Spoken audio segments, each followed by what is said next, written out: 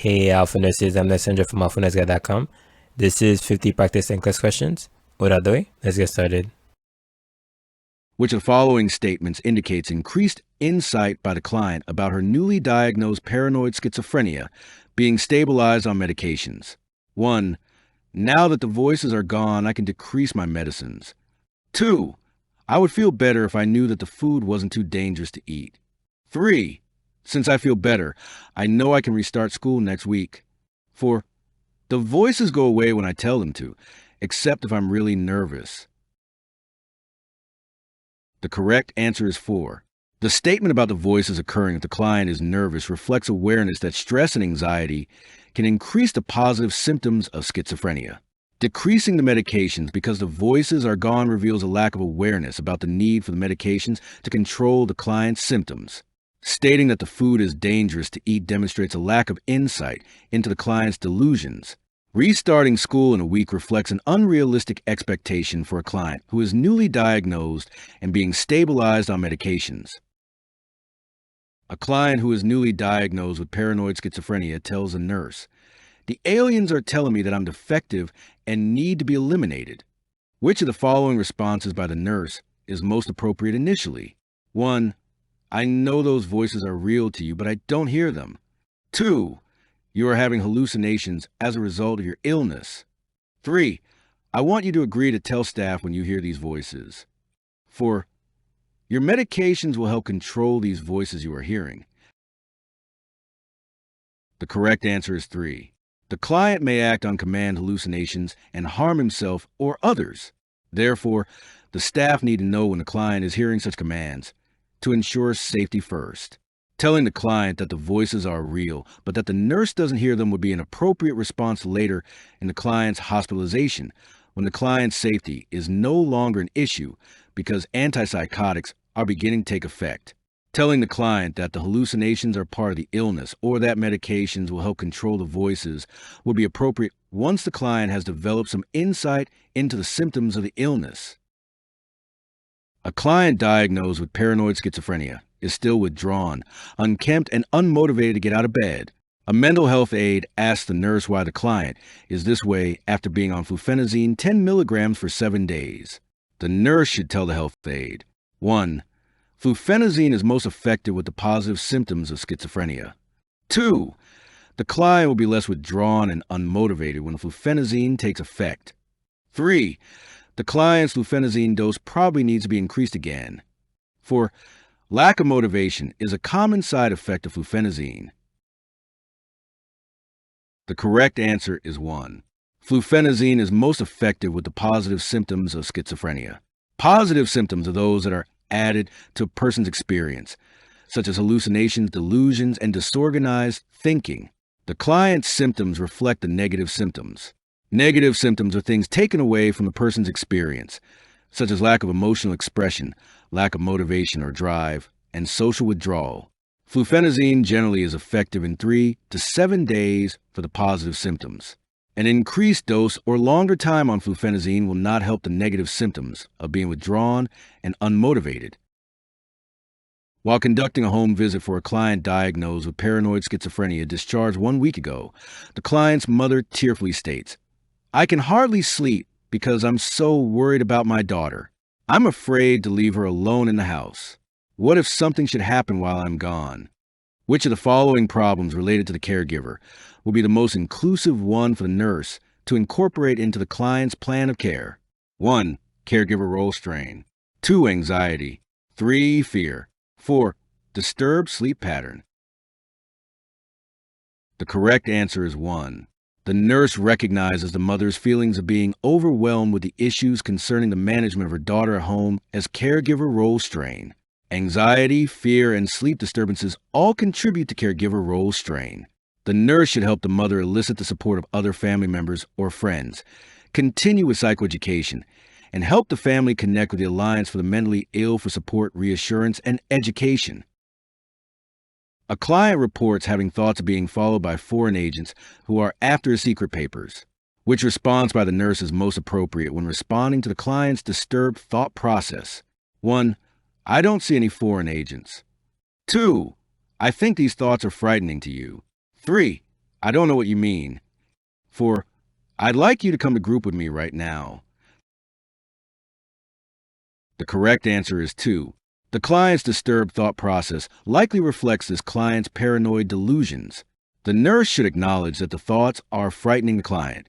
Telling the client the nurse does not see any foreign agents is an appropriate nursing response if the client is having disturbed visual sensory perception and is having visual hallucinations. Telling the client the nurse does not understand what the client means is an appropriate response if the client has impaired verbal communication. Suggesting that a client participate in group activities would be appropriate if the client had a nursing diagnosis of social isolation and was staying in his room. Before we move on to the next question, the NCLEX Mastery Bundle is available. It includes over 100 animated review videos, hundreds of pages of notes, hundreds of case study questions, and over 1,000 NCLEX questions. Link is in the description, or you can get it at alphanurseguide.com. Back to the questions. The nurse should do which of the following actions first when admitting a multigravida client at 36 weeks gestation with probable diagnosis of abruptio placentae? 1. Prepare the client for a vaginal examination. 2. Obtain a brief history from the client. 3. Insert a large gauge intravenous catheter. 4. Prepare the client for an ultrasound scan. The correct answer is 3. Abruptio placentae is a medical emergency because the degree of hypovolemic shock may be out of proportion to visible blood loss. On admission, the nurse should plan to first insert a large gauge intravenous catheter for fluid replacement and oxygen by mask to decrease fetal anoxia. Vaginal examination usually is not performed on pregnant clients who are experiencing third trimester bleeding due to abruptio placentae because it can result in damage to placenta and further fetal anoxia. The client's history can be obtained once the client has been admitted and the intravenous line has been started. The goal is birth of the fetus, usually by emergency cesarean section. The nurse should also plan to monitor the client's vital signs and the fetal heart rate. Ultrasound is of limited use in the diagnosis of abruptio placentae. A 24-year-old client, G3, P1, at 32 weeks gestation, is admitted to the hospital because of vaginal bleeding. After reviewing the client's history, which of the following factors might lead the nurse to suspect abruptio placentae? 1. Several hypotensive episodes. 2. Previous low transverse cesarean birth. 3. One induced abortion. 4. History of cigarette smoking. The correct answer is 4. Although the exact cause of abruptio placentae is unknown, possible contributing factors include excessive intrauterine pressure caused by hydramnios or multiple pregnancy, cigarette smoking, alcohol ingestion, trauma, increased maternal age and parity, and amniotomy. A history of hypertension is associated with an increased risk of abruptio placentae. A previous low transverse cesarean section and a history of one induced abortion are associated with increased risk of placenta previa, not abruptio placentae. After reinforcing the danger signs to report with gravida 2 client at 32 weeks gestation with an elevated blood pressure, which client statements would demonstrate her understanding of when to call the primary healthcare provider's office. Select all that apply. 1. If I get up in the morning and feel dizzy, even if the dizziness goes away. 2. If I see any bleeding, even if I have no pain. 3. If I have a pounding headache that doesn't go away. 4. If I notice the veins in my legs getting bigger. 5. If the leg cramps at night are waking me up. 6. If the baby seems to be more active than usual. The correct answers are 2, 3, and 6. Vaginal bleeding with or without pain could signify placenta previa or abruptio placentae. Continuous or pounding headache could indicate an elevated blood pressure, and change in the strength or frequency of fetal movements could indicate that the fetus is in distress. Orthostatic hypotension can occur during pregnancy and can be alleviated by rising slowly. Leg veins may increase in size due to additional pressure from the increasing uterine size, while leg cramps may also occur and can commonly be decreased with calcium supplements. A 16-year-old unmarried premigravida client at 37 weeks gestation with severe preeclampsia is in early active labor. The client's blood pressure is 164 over 110. Which of the following will alert the nurse that the client may be about to experience a seizure? 1. Decreased contraction intensity. 2. Decreased temperature. 3. Epigastric pain. 4. Hyperreflexia. The correct answer is 3. Epigastric pain or acute right upper quadrant pain is associated with the development of eclampsia and an impending seizure. This is thought to be related to liver ischemia. Decreased contraction intensity is unrelated to the severity of the preeclampsia. Typically, the client's temperature increases because of increased cerebral pressure. A decrease in temperature is unrelated to an impending seizure. Hyperreflexia is not associated with an impending seizure. Typically, the client would exhibit hyperreflexia. The nurse is administering intravenous magnesium sulfate as prescribed for a client at 34 weeks gestation with severe preeclampsia. Which of the following are desired outcomes of this therapy? Select all that apply. 1. Temperature, 98 degrees Fahrenheit. Pulse, 72. Respiration, 14. 2.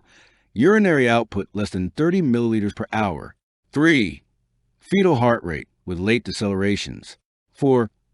BP of less than 140 over 90. 5.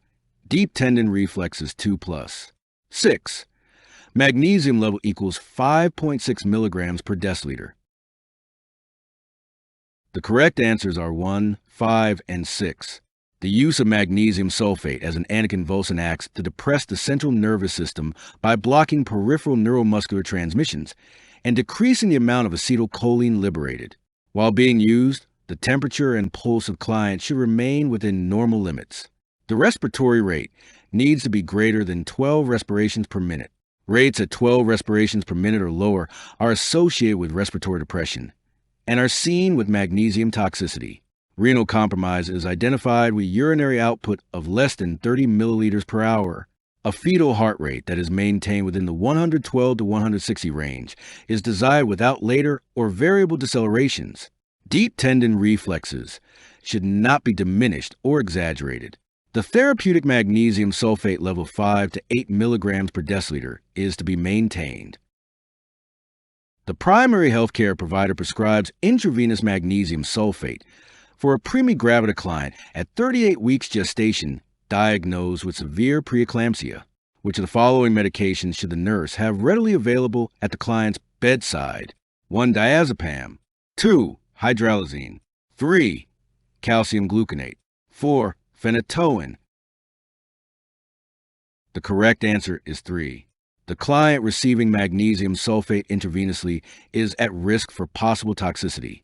The antidote for magnesium sulfate toxicity is calcium gluconate, which should be readily available at the client's bedside. Diazepam, used to treat anxiety, usually is not given to pregnant women. Hydralazine would be used to treat hypertension, and phenytoin would be used to treat seizures.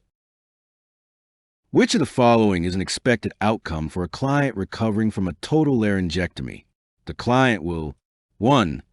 Regain the ability to taste and smell food. 2. Demonstrate appropriate care of the gastrostomy tube. 3. Communicate feelings about body image changes. 4. Demonstrate sterile suctioning technique for stomacare. The correct answer is 3. It is important that the client be able to communicate his or her feelings about the body image changes that have occurred as a result of surgery. Open communication helps promote adjustment. The client may not regain the ability to taste and smell food because of no longer breathing through the nose, or because of radiation therapy treatments, or both. A gastrostomy tube would not typically be placed after a total laryngectomy, nor would it be necessary for the client to demonstrate sterile suctioning technique for stomacare. The client would use clean technique. A nurse is planning care for a 12-year-old with rheumatic fever. The nurse should teach the parents to 1. Observe the child closely. 2. Allow the child to participate in activities that will not tire him. 3. Provide for adequate periods of rest between activities. 4. Encourage someone in the family to be with the child 24 hours a day. The correct answer is 3. The nurse should teach the parents to provide for sufficient periods of rest to decrease the client's cardiac workload. The client's condition does not warrant close observation unless cardiac complications develop. The child's activity level will be based on the results of the sedimentation rate, C-reactive protein, heart rate, and cardiac function. The family does not need to be with the client 24 hours a day unless carditis develops and his condition deteriorates. A 32-year-old multigravida returns to the clinic for a routine prenatal visit at 36 weeks gestation. The assessments during this visit include BP 140 over 90, pulse 80, and +2 edema of the ankles and feet. What further information should the nurse obtain to determine if this client is becoming preeclamptic? 1. Headaches. 2. Blood glucose level. 3. Proteinuria. 4. Edema in lower extremities. The correct answer is 3. The two major defining characteristics of preeclampsia are blood pressure elevation of 140 over 90 or greater and proteinuria. Because the client's blood pressure meets the gestational hypertension criteria, the next nursing responsibility is to determine if she has protein in her urine. If she does not, then she may be having transient hypertension. The edema is within normal limits for someone at this gestational age, particularly because it is in the lower extremities. The preeclamptic client will have significant edema in the face and hands. Headaches are significant in pregnancy-induced hypertension, but may have other etiologies. The client's blood glucose level has no bearing on a preeclampsia diagnosis. 3 days after mitral valve replacement surgery, the client tells a nurse there is a clicking noise coming from the chest incision, and the incision seems to be becoming larger. The nurse's response should reflect the understanding that the client may be experiencing which of the following? 1. Anxiety related to altered body image. 2. Anxiety related to altered health status. 3. Altered tissue perfusion. 4. Lack of knowledge regarding the postoperative course. The correct answer is 1. Verbalized concerns from this client may stem from anxiety over the changes in the body after open heart surgery. Although the client may experience anxiety related to altered health status or may have a lack of knowledge regarding the postoperative course, the client is pointing out the changes in the body image. The client is not concerned about altered tissue perfusion. Before we move on to the next question, the NCLEX Mastery Bundle is available. It includes over 100 animated review videos, hundreds of pages of notes, hundreds of case study questions, and over 1,000 NCLEX questions. Link is in the description, or you can get it at alphanurseguide.com. Back to the questions. The nurse is teaching the client how to use a metered-dose inhaler to administer a corticosteroid. Which of the following indicates that the client is using the MDI correctly? Select all that apply. 1. The inhaler is held upright. 2. The head is tilted down while inhaling the medicine. 3. The client waits 5 minutes between puffs. 4. The client rinses the mouth with water following administration. 5. The client lies supine for 15 minutes following administration. The correct answers are 1 and 4. The client should shake the inhaler and hold it upright when administering the drug. The head should be tilted back slightly. The client should wait about 1 to 2 minutes between puffs. The mouth should be rinsed following the use of a corticosteroid MDI to decrease the likelihood of developing an oral infection. The client does not need to lie supine. Instead, the client will likely to be able to breathe more freely if sitting upright. A child diagnosed with tetralogy of Fallot becomes upset, crying and thrashing around when a blood specimen is obtained. The child's color becomes blue, and the respiratory rate increases to 44 breaths per minute. Which of the following actions should the nurse do first? 1. Obtain a prescription for sedation for the child. 2. Assess for an irregular heart rate and rhythm. 3. Explain to the child that it will only hurt for a short time. 4. Place the child in a kneaded chest position. The correct answer is 4. The child is experiencing a hypercyanotic or hypoxic episode. Therefore, the nurse should place the child in a kneaded chest position. Flexing the legs reduces venous flow of blood from the lower extremities and reduces the volume of blood being shunted to the interventricular septal defect and the overriding aorta in the child with tetralogy of Fallot. As a result, The blood then entering the systemic circulation has higher oxygen content, and dyspnea is reduced. Flexing the legs also increases vascular resistance and pressure in the left ventricle. An infant often assumes a knee-to chest position in the crib, or the mother learns to put the infant over her shoulder while holding the child in a knee-to chest position to relieve dyspnea. If this position is ineffective, then the child may need a sedative. Once the child is in the position, the nurse may assess for an irregular heart rate and rhythm, explaining to the child that it will only hurt for a short time, does nothing to alleviate the hypoxia. A client experiences initial indications of excitation after having an IV infusion of lidocaine hydrochloride started. The nurse should further assess the client when the client reports having 1. Palpitations, 2. Tinnitus, 3. Urinary frequency, 4. Lethargy. The correct answer is 2.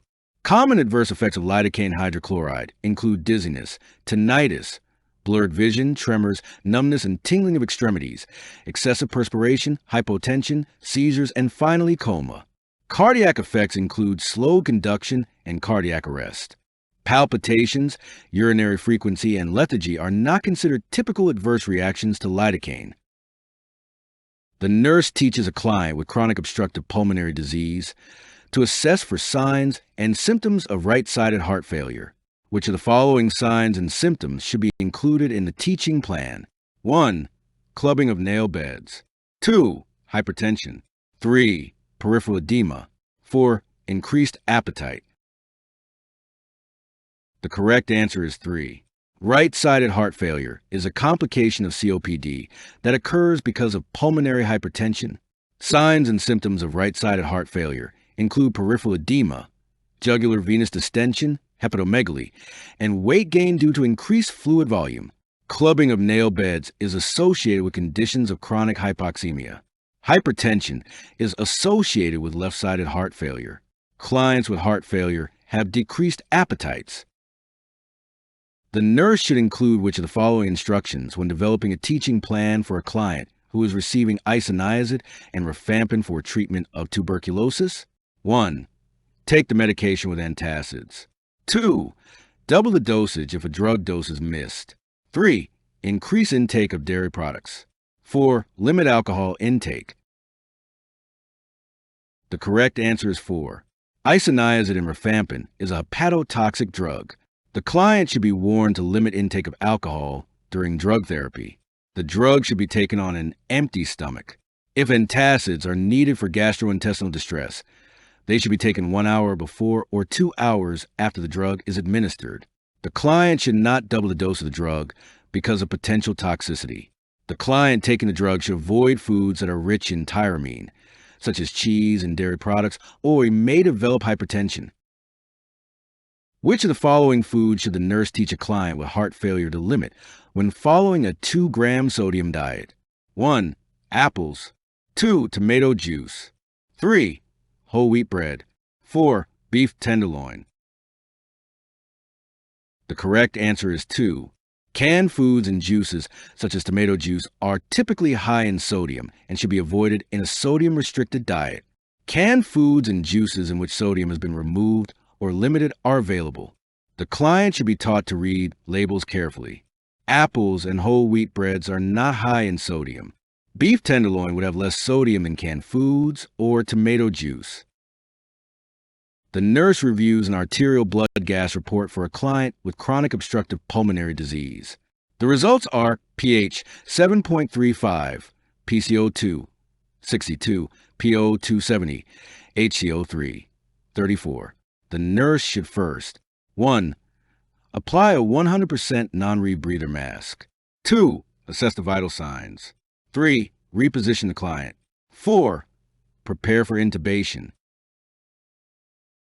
The correct answer is 2.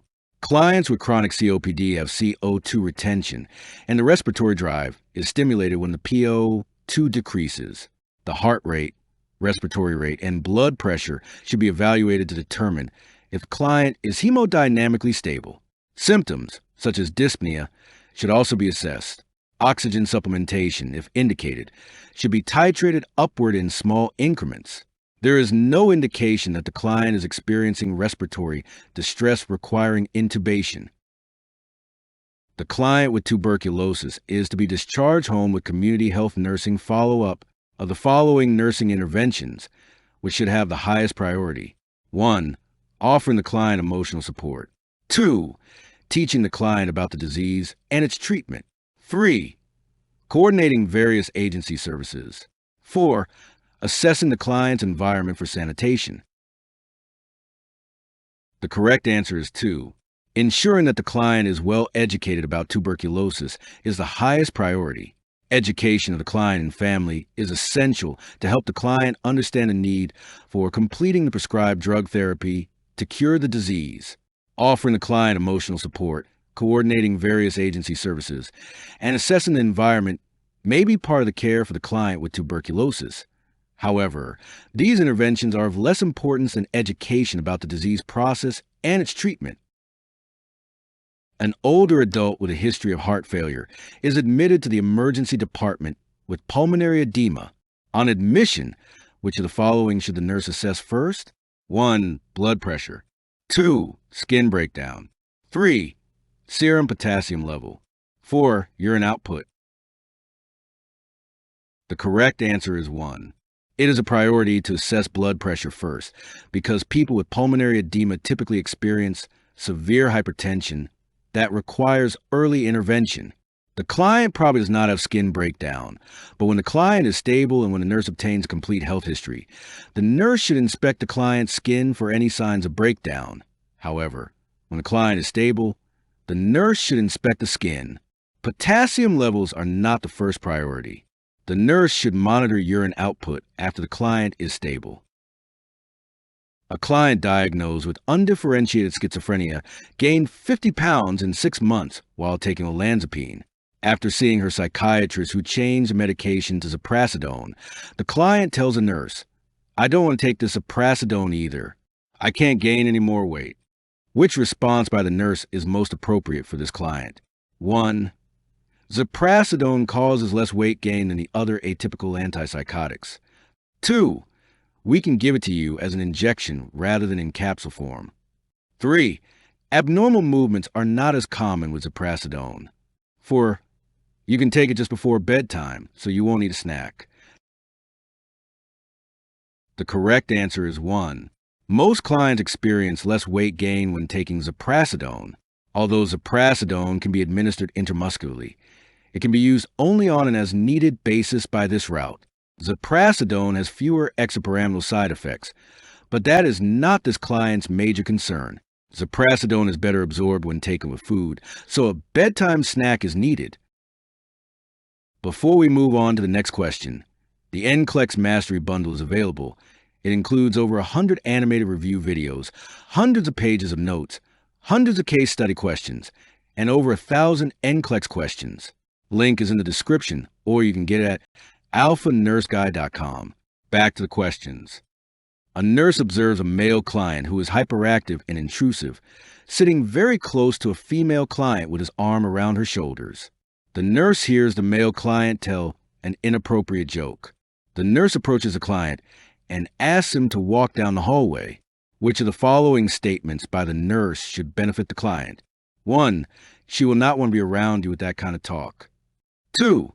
Telling inappropriate jokes and touching others is not permitted here. 3.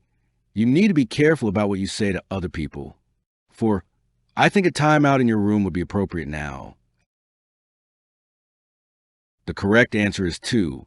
The nurse clearly informs the client about behavior that is unacceptable on the unit, such as voicing inappropriate jokes and touching others. Setting limits on behavior provides safety and security to the client and conveys to the client that he is worthy of help.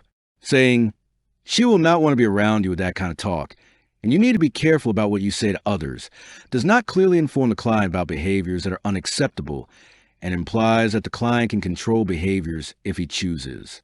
A timeout in the client's room does not inform the client about the inappropriateness of his behaviors and could be interpreted by the client as punitive as well as diminishing his self-esteem. A client has just been admitted to the hospital for medication adjustment after outpatient treatment failure of his bipolar disorder and returning mania. He tells his primary nurse about his medications and treatment.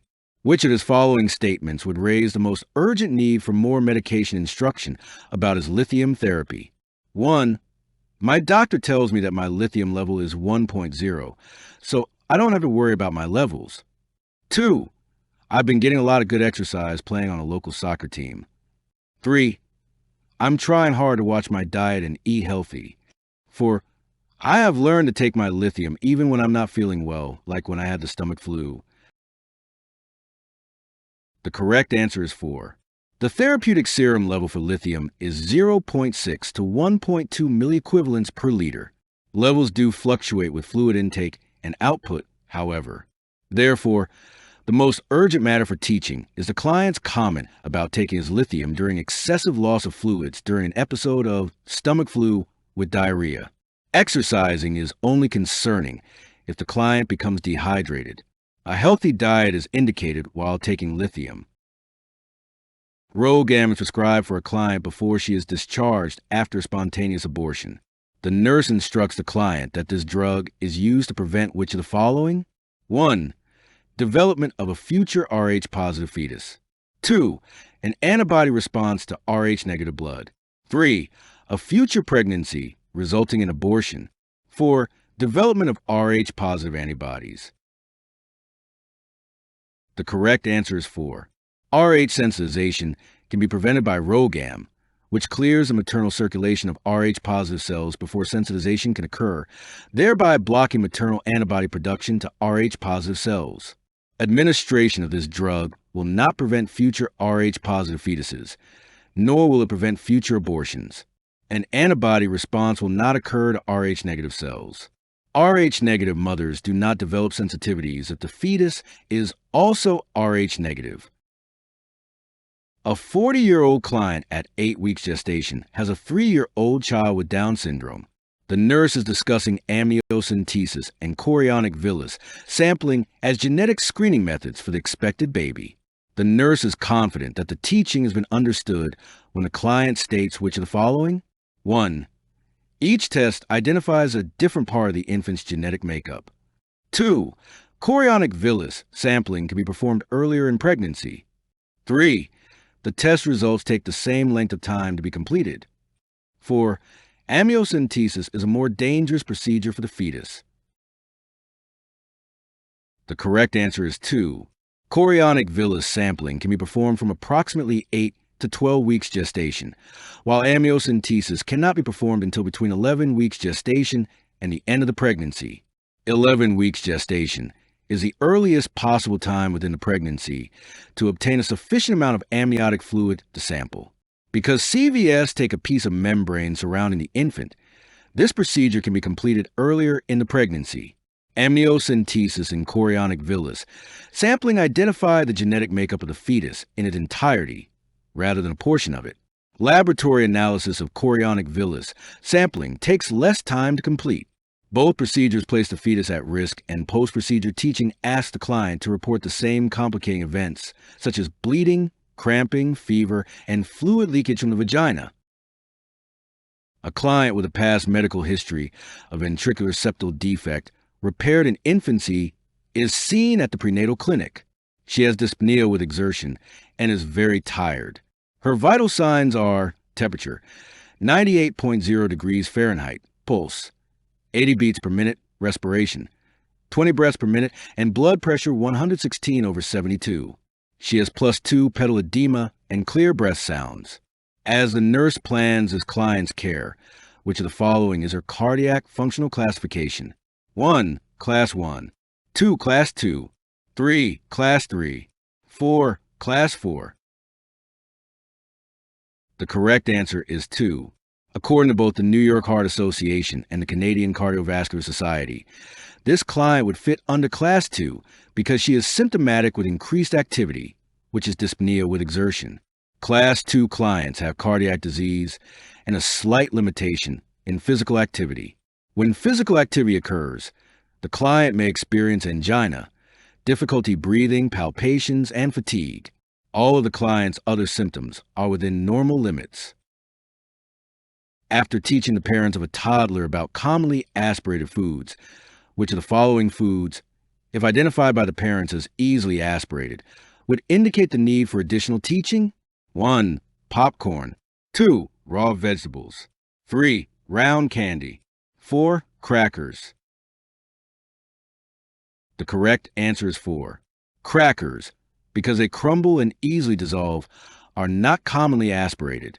Because children commonly eat popcorn hulls or pieces that have not popped, popcorn can be easily aspirated. Toddlers frequently do not chew their food well, making raw vegetables a commonly aspirated food. Round candy is often difficult to chew and comes in large pieces, making it easily aspirated. After teaching the parents of a preschooler who has undergone a tonsillectomy and adenoidectomy about appropriate foods to give a child after discharge, which of the following is stated by the parents as appropriate foods, indicate successful teaching? 1. Meatloaf and uncooked carrots. 2. Pork and noodle casserole. 3. Cream of chicken soup and orange sherbet. 4. Hot dog and potato chips. The correct answer is 3. For the first few days after a tonsillectomy and adenoidectomy, liquids and soft foods are best tolerated by the child while the throat is sore. Children typically do not chew their food thoroughly, and solid foods are to be avoided because they are difficult to swallow. Although meatloaf would be considered a soft food, uncooked carrots would not be. Pork is frequently difficult to chew. Foods that have sharp edges, such as potato chips, are contraindicated because they are hard to chew and may cause more throat discomfort. The unlicensed assistive personnel reports to the nurse that a client admitted with pneumonia is very diaphoretic. The nurse reviews the following vital signs in the chart obtained by the UAP. The nurse should do which of the following? Select all that apply. 1. Assure the client is maintaining complete bed rest. 2. Check the urine output. 3. Ask the client to drink more fluids. 4. Notify the physician. 5. Administer acetaminophen as prescribed. Pause the video if needed and look at the chart. The correct answers are 2, 3, and 5. A client with pneumonia experiencing diaphoresis is at risk for dehydration and increased temperature and heart rate. The fluid status intake and urine output should be monitored closely. The client is febrile, causing increase in heart rate. Fluid volume deficit may also increase the heart rate.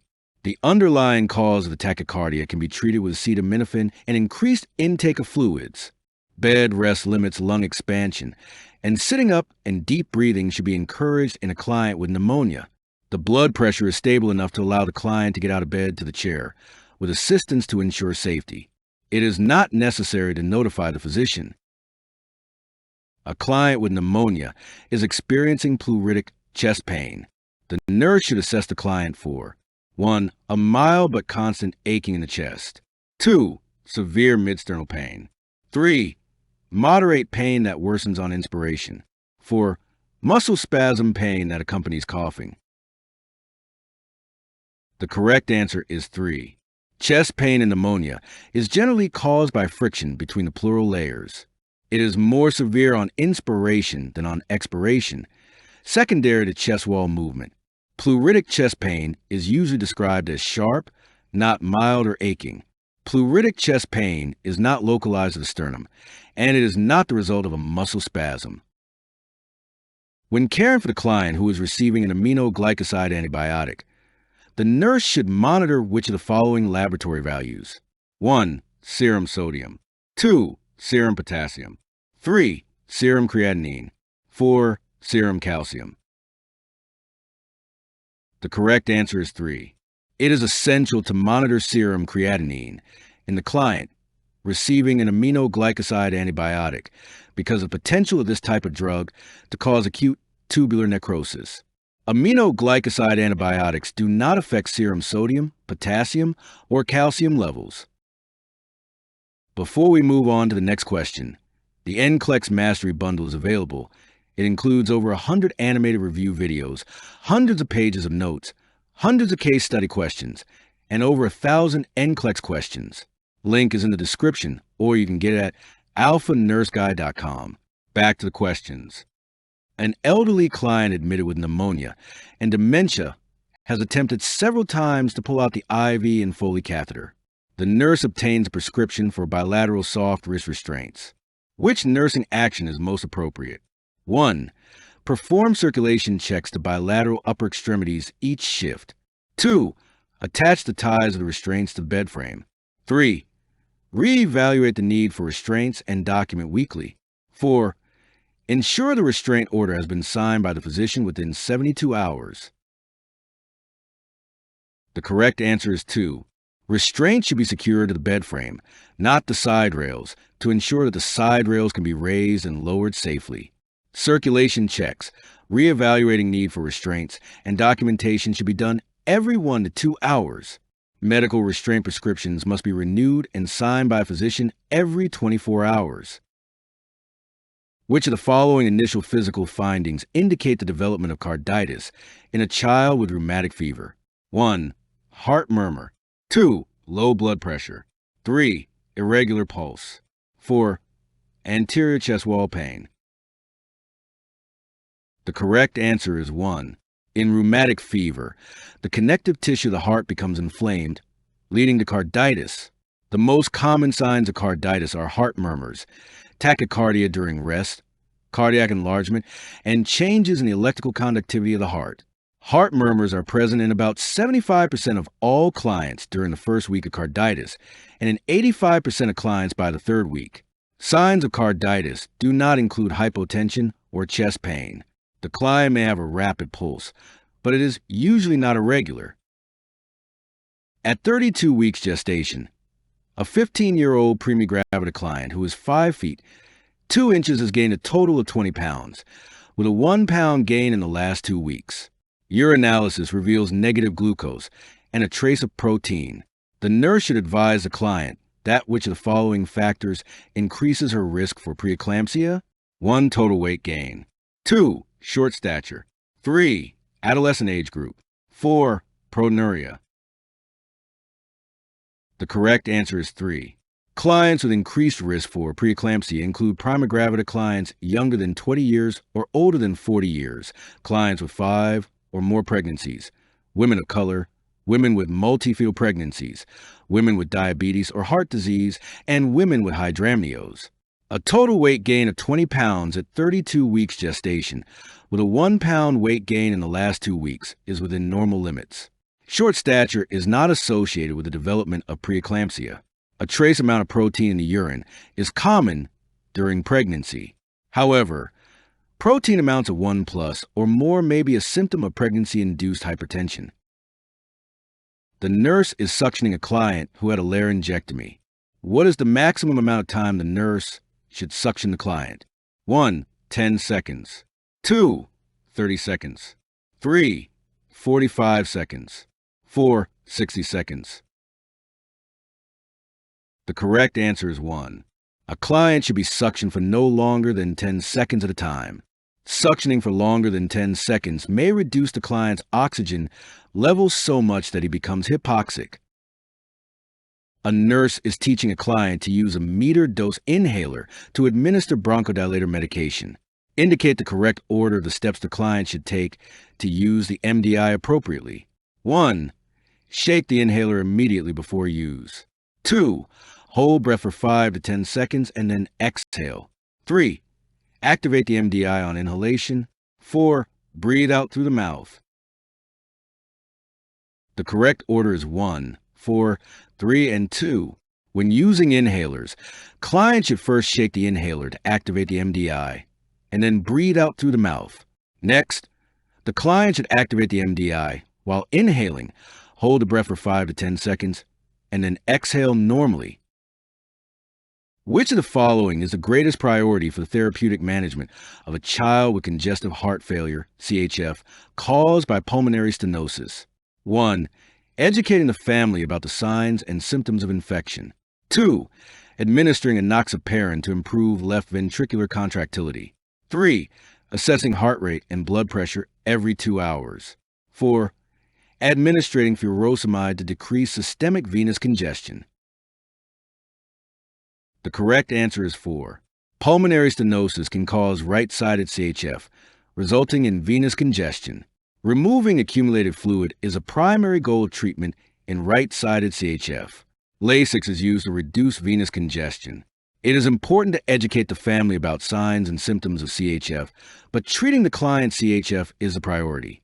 Lovenox is an anticoagulant and will not help improve left ventricular contractility. It is important to assess vital signs frequently in the child with CHF, but assessments do not treat the problem. In preparing the client and the family for a postoperative stay in the intensive care unit after open heart surgery, the nurse should explain that 1. The client will remain in the ICU for 5 days. 2. The client will sleep most of the time while in the ICU. 3.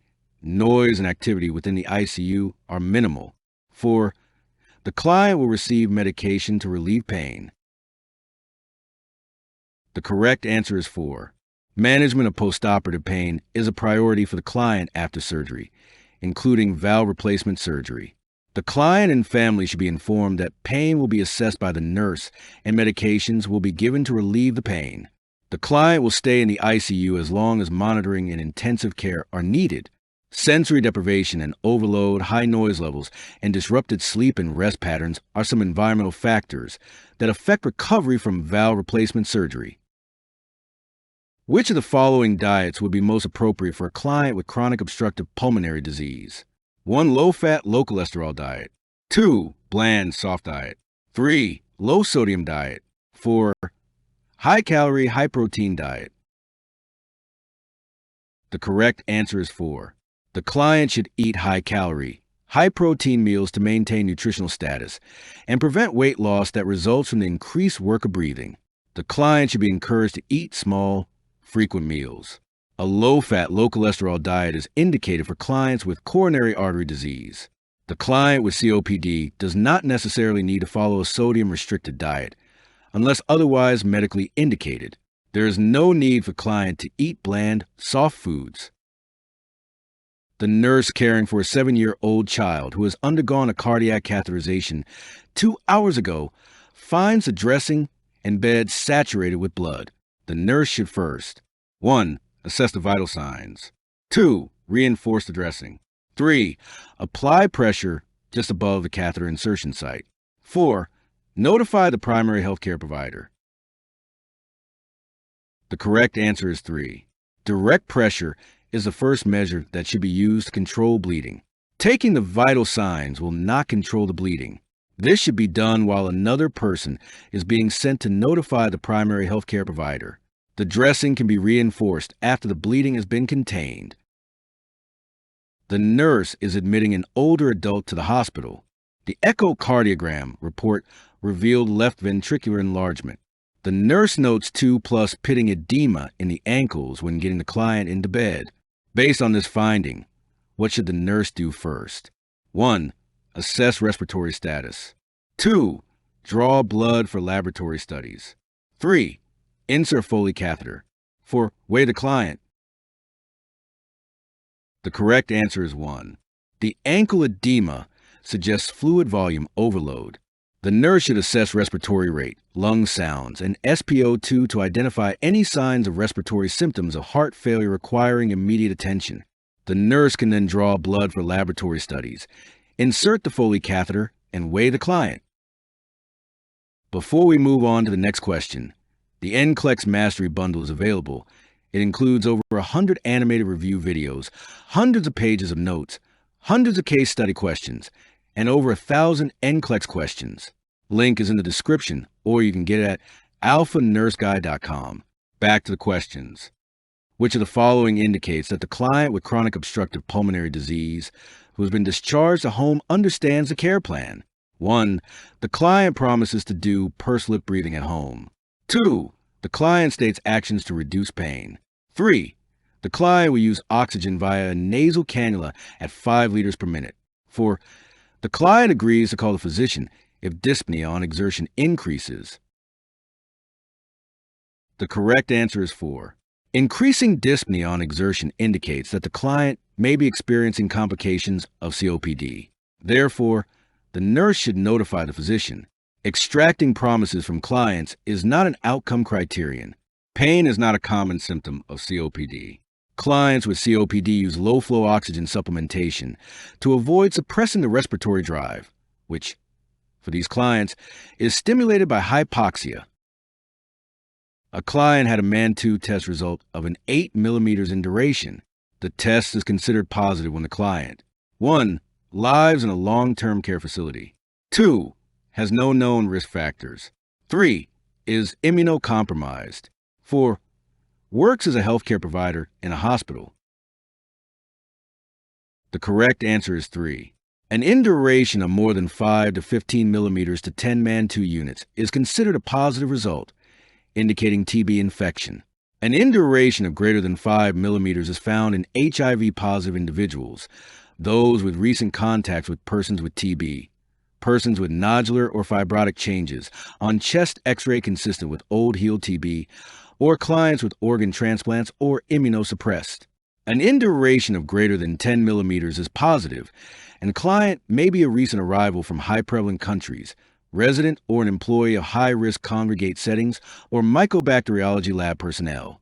Persons with clinical conditions that place them at high risk, a child less than 4 years of age, or a child or adolescents exposed adults in high-risk categories. In which of the following positions should the nurse place a client with heart failure who has orthopnea? 1. Semi-sitting low Fowler position with legs elevated on pillows. 2.